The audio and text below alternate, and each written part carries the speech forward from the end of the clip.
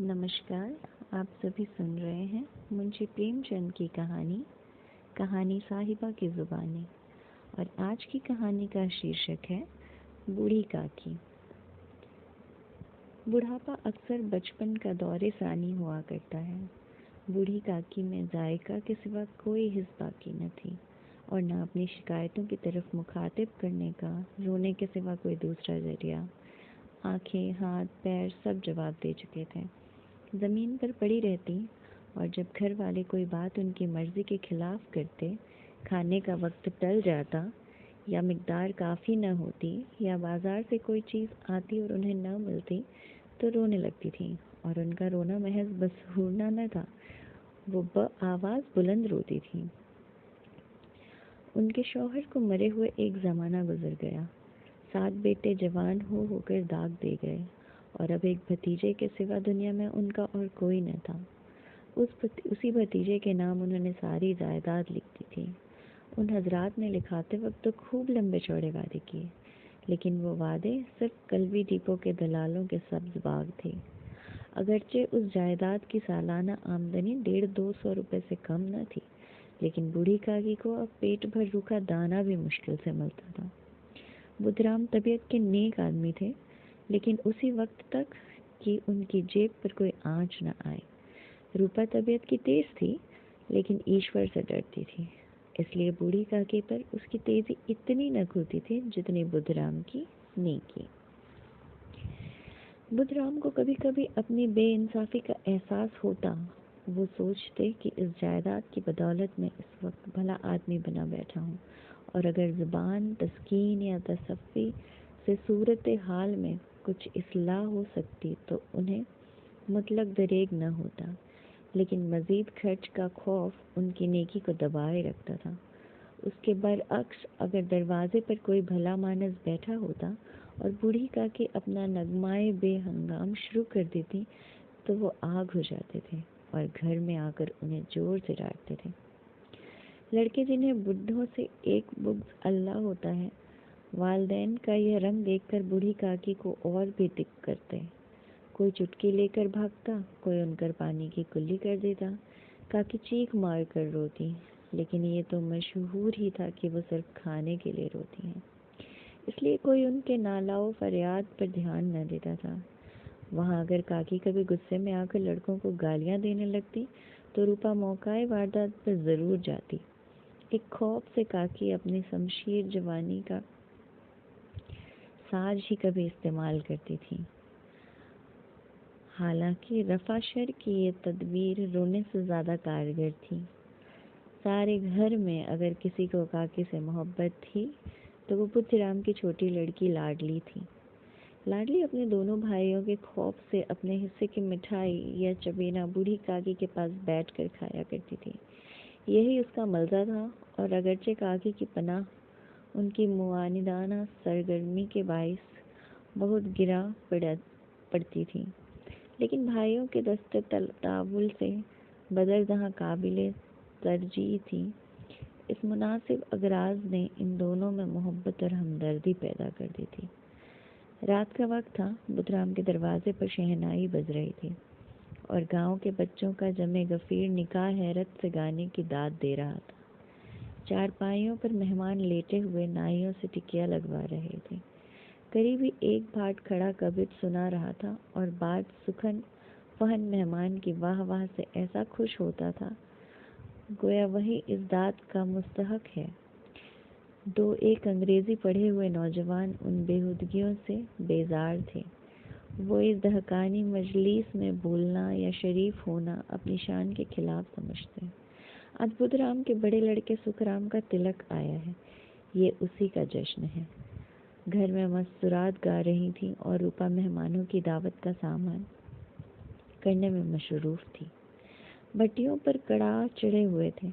एक में पूरियां कचौरियां निकल रही थी, दूसरे में समोसे और पीड़ा केन बनती थी। एक बड़े हंडे में मसालेदार तरकारी पक रही थी। घी और मसाले की इस्तिहा अंगेज खुशबू चारों तरफ फैली हुई थी। बूढ़ी काकी अपनी अंधेरी कोठरी में ख्याले गम की तरह बैठी हुई थी।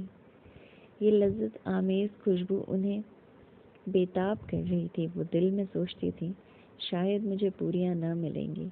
इतनी देर हो गई, कोई खाना लेकर नहीं आया। मालूम होता है लोग सब खा गए हैं, मेरे लिए कुछ नहीं बचा। ये सोचकर उन्हें बेइख्तियार रोना आया, लेकिन शगुन के खौफ से रो न सकी। आहा, कैसी खुशबू है, अब मुझे कौन पूछता है। जब रोटियां ही लाले हैं तो ऐसे नसीब कहाँ की पूरियां पेट भर मिले। ये सोचकर उन्हें फिर बेइख्तियार रोना आया। कलेजे में एक हुक सी उठने लगी, लेकिन रूपा के खौफ से उन्होंने फिर जब्त किया।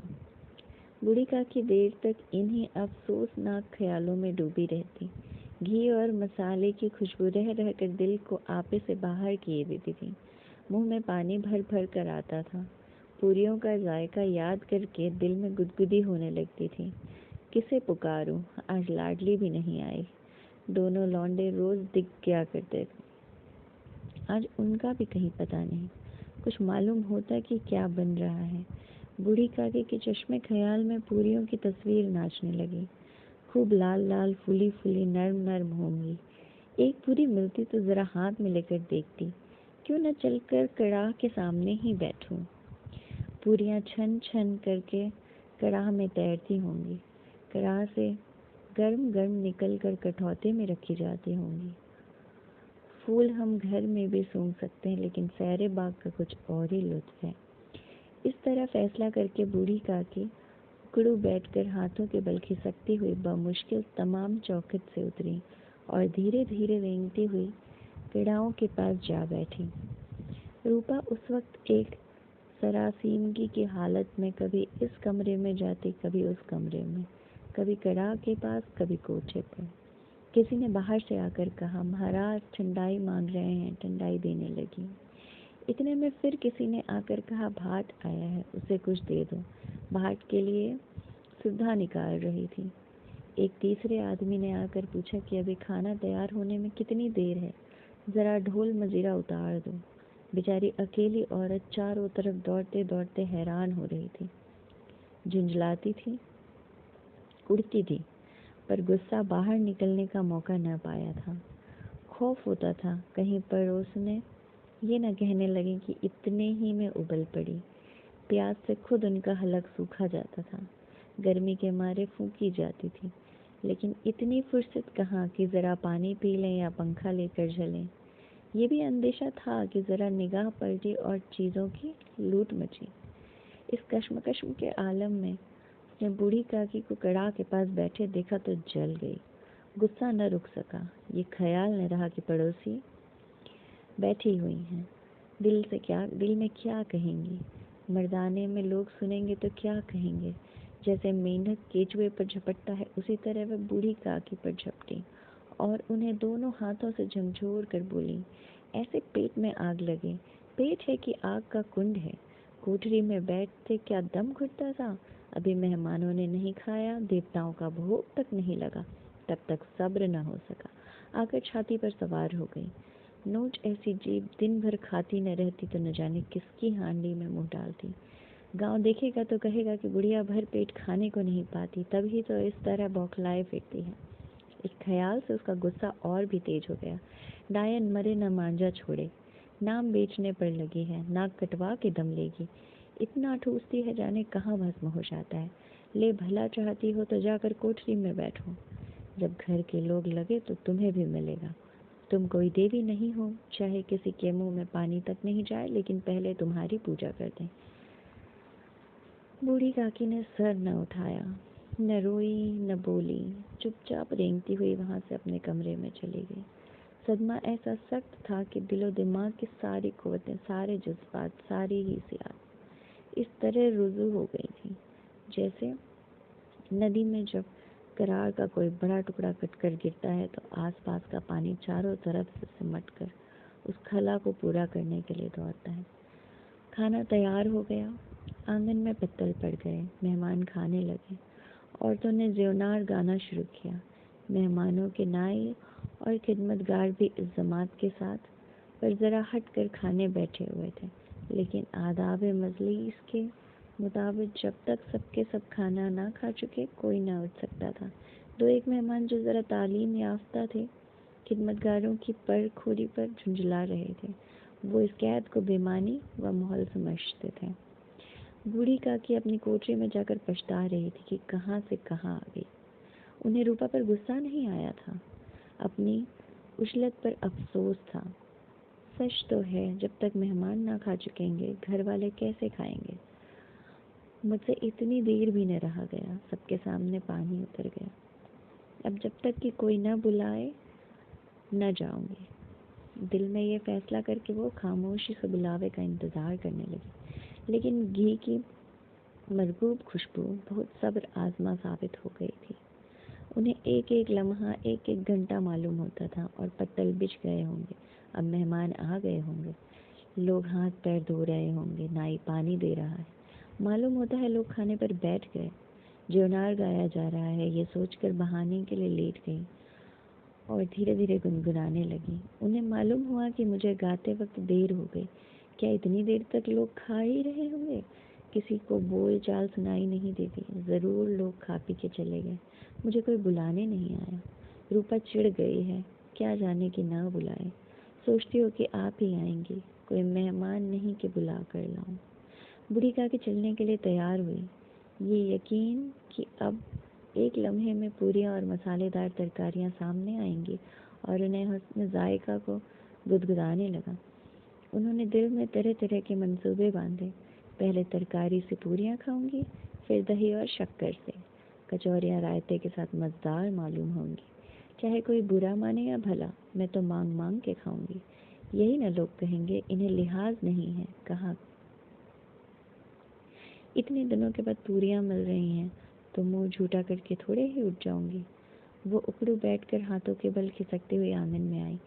मगर वाह किस्मत, इस्तियाक ने अपनी पुरानी आदत के मुताबिक वक्त का गलत अंदाज़ा किया था। मेहमानों की जमात अभी बैठी हुई थी। कोई खाकर उंगलियां चाटता था और कनखियों से देखता था कि और लोग भी खा रहे या नहीं। कोई इस जिक्र में था कि तेल पर पूरियां छूटी जाती हैं, काश किसी तरह उन्हें अंदर रख लेता। कोई दही खाकर जबान चटकारता, लेकिन दूसरा शकूर अली मांगते हुए शर्माता था कि इतने में बूढ़ी काकी रेंगते हुए उनके बीच में जा पहुंची। कई आदमी चौंक कर उठ खड़े हुए। आवाज़ें आई, अरे ये कौन है? बुढ़िया है, देखो किसी को छू मत ले। पंडित बुधराम काकी को देखते ही गुस्से से तिलमिला गए।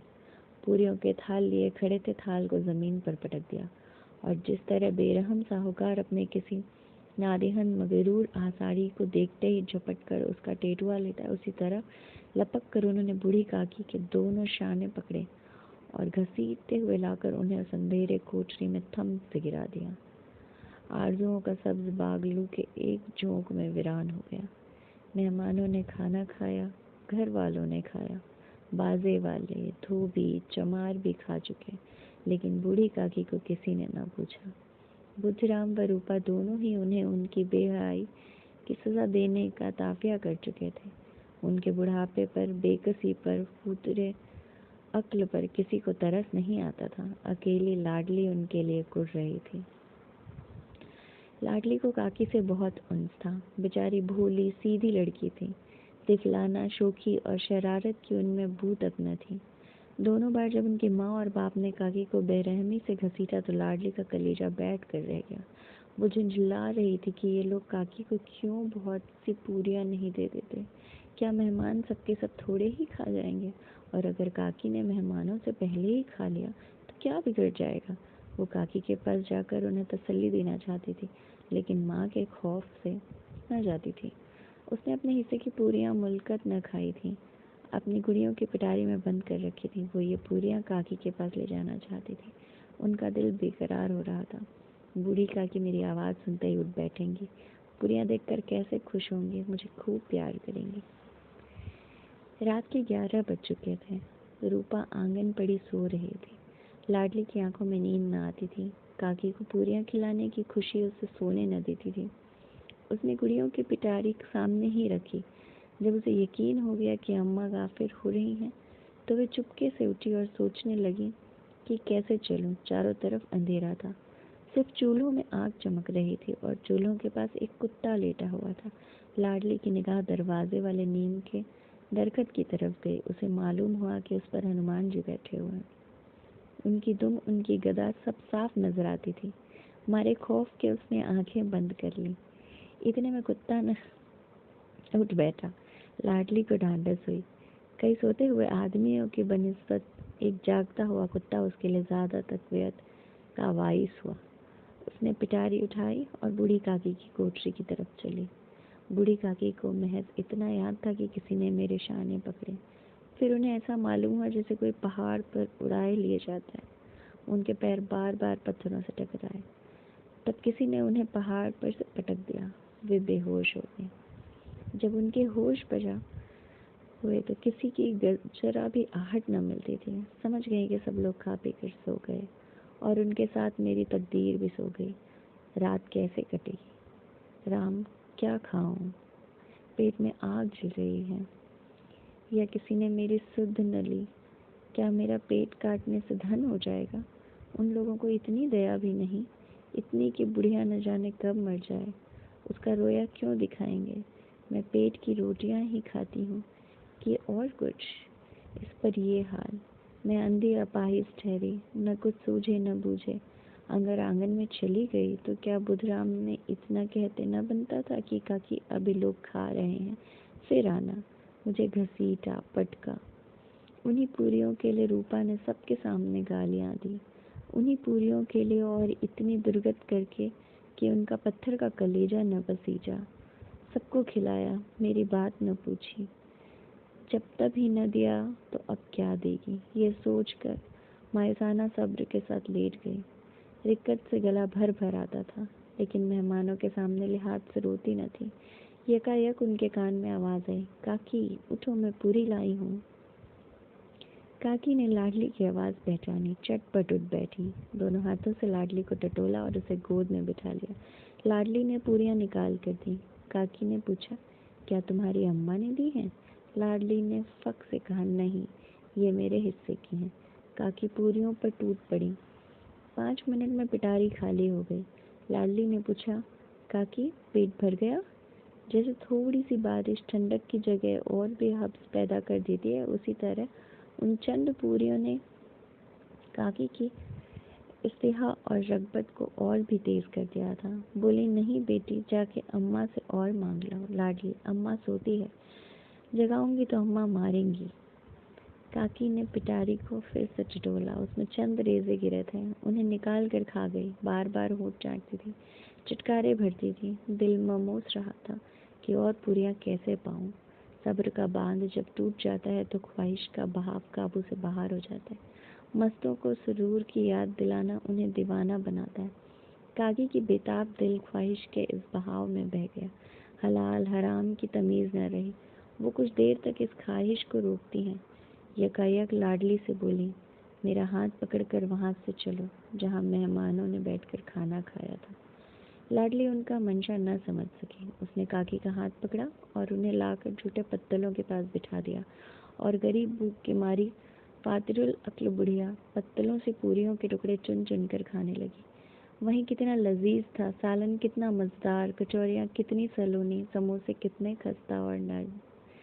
काकी फतूर अक्ल के बावजूद जानती थी कि मैं वो कर रही हूँ जो मुझे न करना चाहिए। मैं दूसरों के झूठे पत्तल चाट रही हूँ, लेकिन बुढ़ापे के इस मर्द का आखिरी दौर है, जब सारे हवास एक ही मरकज पर आकर जमा हो जाते हैं। बूढ़ी काकी में यह मरकज उनका जायका था। एन उसी वक्त रूपा की आंख खुली। उसे मालूम हुआ कि लाडली मेरे पास नहीं है। चूंकि चारपाई के इधर उधर ताकने लगी कि कहीं लड़की नीचे तो नहीं गिर पड़ी। उसे वहां ना पाकर वो उठ बैठी तो क्या देखती है कि लाडली छोटे पत्तलों के पास चुपचाप खड़ी है और बूढ़ी काकी पत्तलों पर से पूरियों के टुकड़े उठा उठा कर खा रही हैं। रूपा का कलेजा सन्न से हो गया। किसी गाय के गर्दन पर छुरी चलते देखकर उसके दिल की जो हालत होती, वही उस वक्त हुई। एक ब्राह्मणी दूसरों का झूठा पत्तल टटोले, इससे इबड़ना नजारा नामुमकिन था। पूरियों के चंद लुकमों के लिए उसकी चचेरी सास ऐसा रकीक और हकीर फेर कर रही है। ये वो नजारा था जिसे देखकर दिल कांप उठता है। ऐसा मालूम होता है जमीन रुक गई है, आसमान चक्कर खा रहा है, दुनिया पर कोई आफत आने वाली है। रूपा को गुस्सा न आया। इबरत के सामने गुस्से का जिक्र क्या, दर्द और खौफ से उसकी आंखें भर आईं। इस धर्म और पाप का इल्जाम किस पर है? उसने सदके दिल से आसमान की तरफ हाथ उठाकर कहा, परमात्मा, बच्चों पर रहम करना, इस अधर्म की सजा मुझे मत देना, हमारा सत्यानाश हो जाएगा। रूपा को अपनी खुदगर्जी और बेइंसाफी आज तक कभी इतनी सफाई से नजर न आई थी। हाय, मैं कितनी बेशर्म हूँ। जिसकी जायदाद से मुझे 200 रुपये साल की आमदनी हो रही है, उसकी यह दुर्गत, और मेरे कारण। हे ईश्वर, मुझसे बड़ा भारी गुनाह हुआ है, मुझे माफ़ करो।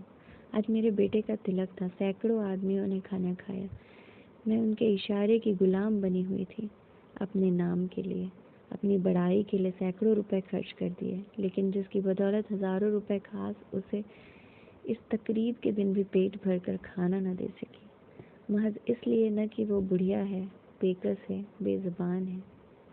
उसने चिराग जलाया, अपने भंडारे का दरवाज़ा खोला और एक थाली में खाने की सब चीज़ें सजा कर लिए हुए बूढ़ी काकी की तरफ चली। आधी रात हो चुकी थी, आसमान पर तारों के थाल सजे हुए थे और उन पर बैठे हुए फरिश्ते बहिश्ती नियमतें सजा रहे थे, लेकिन उनमें किसी को वो मसर्रत न हासिल हो सकती थी जो बूढ़ी काकी को अपने सामने थाल देखकर हुई। रूपा ने रिक्कत आमेज लहजे में कहा, काकी, उठो, खाना खाओ। मुझसे आज बड़ी भूल हुई, इसका बुरा न मानना। परमात्मा से दुआ करो कि वो मेरी खता मुआफ़ कर दें। भोले भाले बच्चों की तरह जो मिठाइयाँ पाकर मार और घुड़कियाँ सब भूल जाते हैं, बूढ़ी काकी बैठी हुई खा रही थी। उनके एक एक रोए से सच्ची दुआएं निकल रही थी और रूपा बैठी ये रूहानी नज़ारा देख रही थी। धन्यवाद।